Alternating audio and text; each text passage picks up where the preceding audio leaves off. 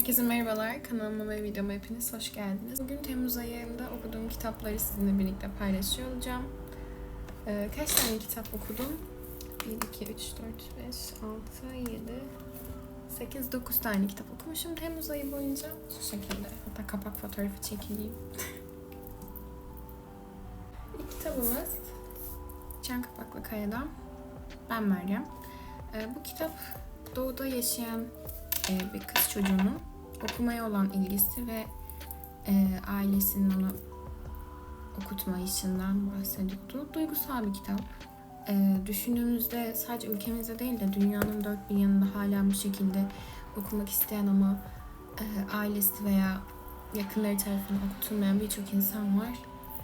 Çok güzel bir şekilde değinilmiş ve kitabın başrolü aslında Ayşen Kapakkaya'nın Kapaklı Kaya aynı.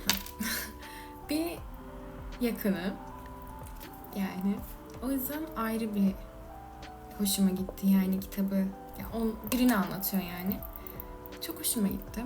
Yazarı buraya fuara gelmişti. O yüzden imzalı bir kitap. Bir de küçük bir notu var bana yazdığı.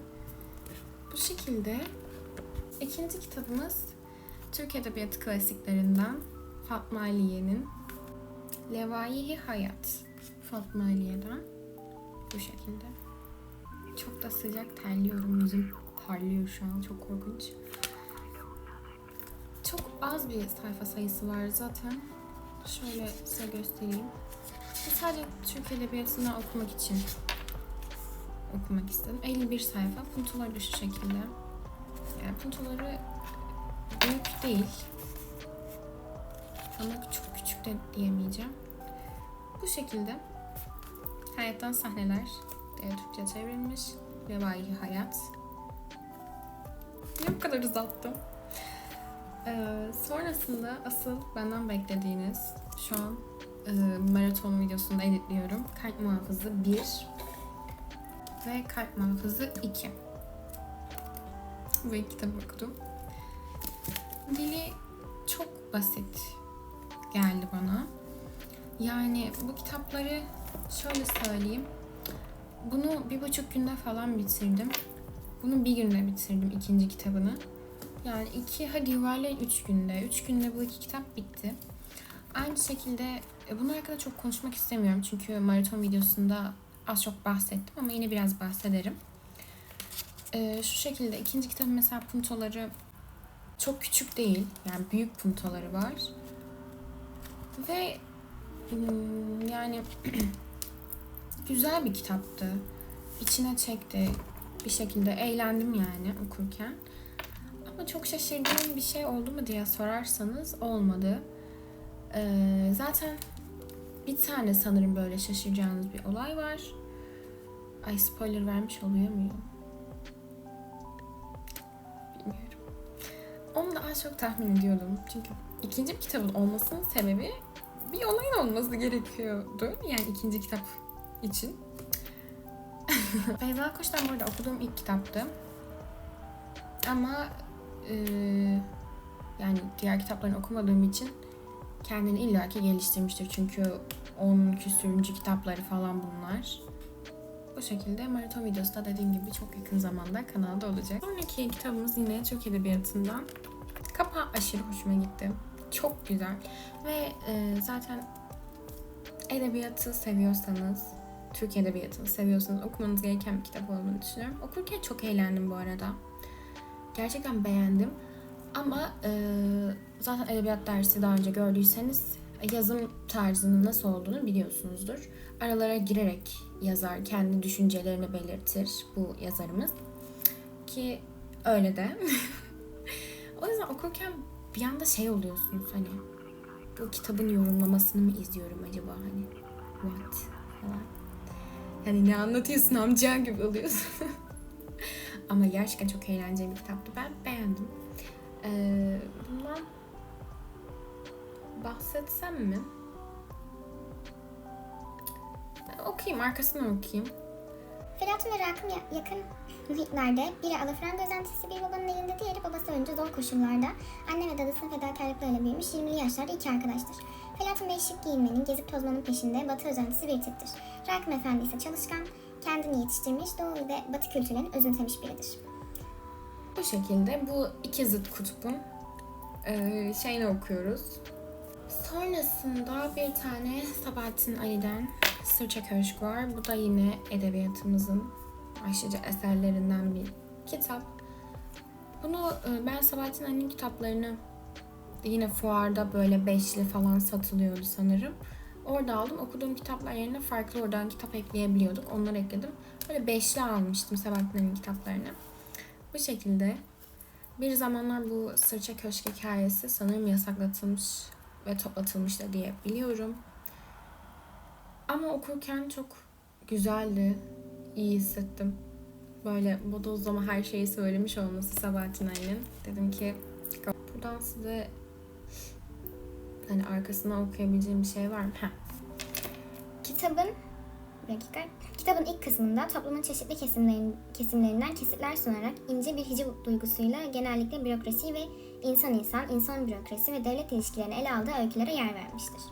İkinci kısımda ise masallar adı altında büyüklere ders niteliği taşıyan, insanların kusurlu noksan yönlerini gösteren, çoğunlukla eleştirel tarzda masallarla buluşturur bizi, yazıyor Sabahattin Ali'nin bu kitabın arkasında. Bu şekilde. İçinde kaç tane hikaye var bu kitabın? 1, 2, 3, 4, 5, 6, 7, 8, 11, 12, 13, 14, 15, 16, 17. Yanlış saymadıysam 17 tane hikayesi var içinde. Ve bu şekilde. Sonrasında Halil Cibran'dan Kırık Hayatlar. Bu kitapta yine duygusal bir aşk hikayesi.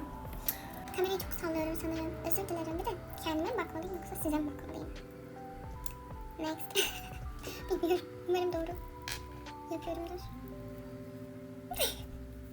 Bu tüm videoyu eğer kendime bakarak çektiysem şu an bu tarafa dönmem çok korkunç olacak. Bunu fark ettim. Neyse böyle devam edeyim. Bu da yine çok kısa. Arkasında şöyle yazıyor. Bir kadını mezara götüren umutsuz aşkın insanların içine düştükleri umutsuzlukla aynı olduğunu bilmiyor musunuz? Işık bir lamba için neyse kadın bir ülke için olur. Eğer lambanın yağı bitmek üzereyse ışığı sönmez mi? Sonbahar bitmiş, sararan yaprakları ağaçlardan alıp götüren rüzgar çığlık çığlığa gelen kışa hazırlık yapıyordu. Ben hala Beyrut'taydım. Yanımda ruhumu göklere çıkarıp sonra da yeryüzüne indirecek düşlerim bir yana, bir arkadaşım bile yoktu. Üzgün ruhlar yalnızlığın bağrında huzur bulurlar. Bir mağarada iyileşmeyi veya ölmeyi bekleyen yaralı bir geyik gibi onlar da insanlardan nefret ederler. Arkasının bir kısmında bu şekilde yazıyor. Halil Cibran'ın Kırık Hayatlar kitabı. Bu da yine klasiklerden. Sonrasında sil baştan. Bu şekilde. Yan boyama ve çok tatlı yan boyaması ya. Şu şekilde göstereyim. Bu kitap bir süre sonra beni sıktı, doğru söylemek gerekirse. Bir şekilde bir ayracı var. Ve küçük bir posteri var bunun.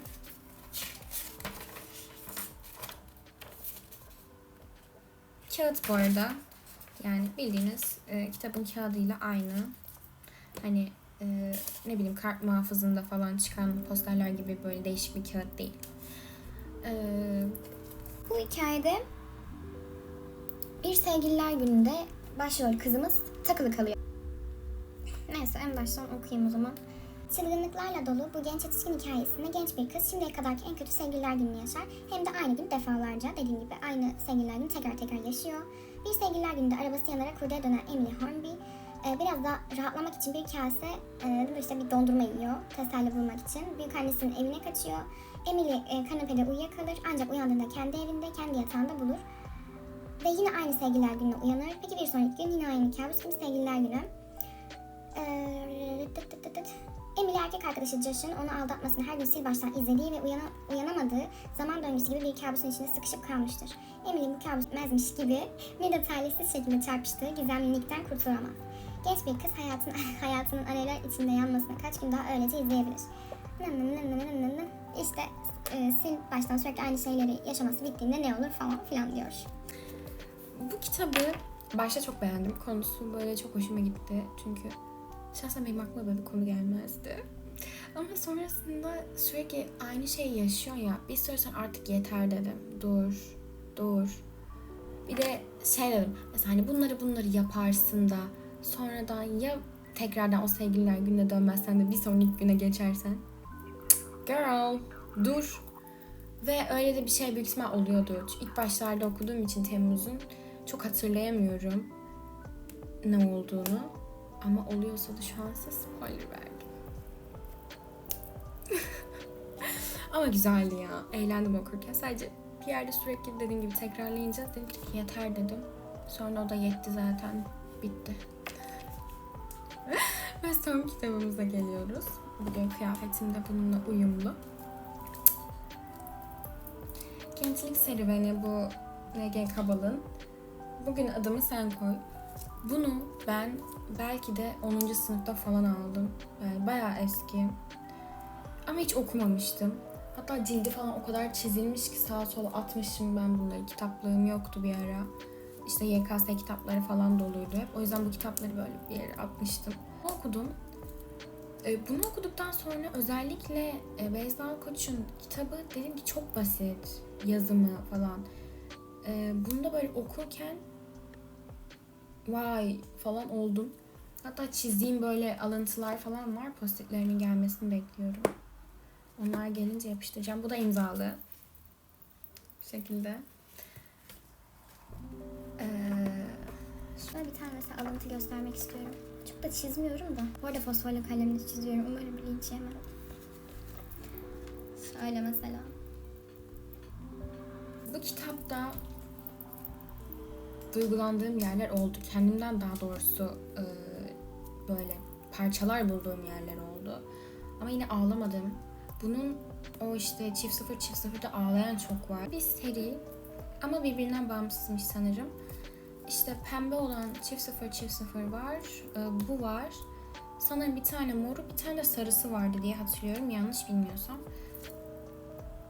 Ama okurken hoşuma gitti. Şöyle söyleyeyim arkasını okumaktansa. Bir kızımız var. Bu kızımızın babası böyle çok yetkili bir asker. Yani bildiğin orduları yöneten bir asker.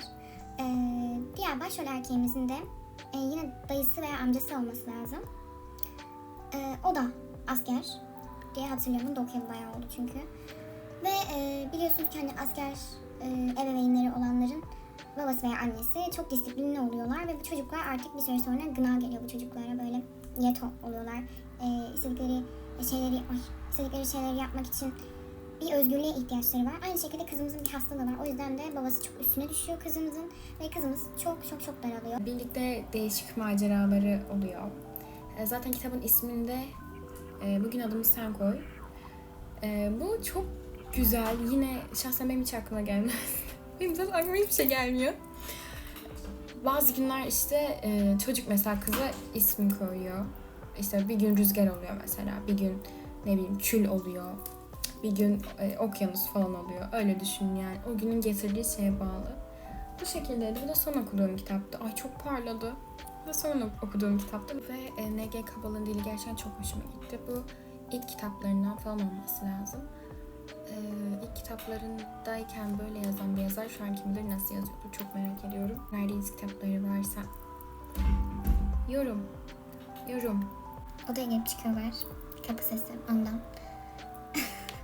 Bu bilgiyle ne yapıyorsunuz yapın. Evet, benim videom bu kadardı. Bana önerdiğiniz kitaplar varsa yorumlara yazmayı unutmayın. İstediğiniz maraton videoları olsun. Şu anlık en yakın zamanda dediğim gibi Kalp Muhafızı'nın maratonu geliyor. Editlemesi bittikten sonra Her Kimsen maratonu yaparım. İsterseniz. Sonrasında da bakarız artık. Bir Kibrit'le Yok Olman 3. kitabı da çıktı. Son kitabı. Onu alıp acaba onun maratonunda mı yapsam? Gökçen maratonu isteyen bir kişi vardı. Gökçen maratonu yapabilirim. İlk kitabı var bende, okumadım. Seriyi tamamlayıp onu da videosunu çekebilirim. Neyse çok konuştum aşklarım. Kanalıma abone olmayı, like atmayı, yorum atmayı unutmayın. Hepinizi çok seviyorum. Kendinize çok cici bakın.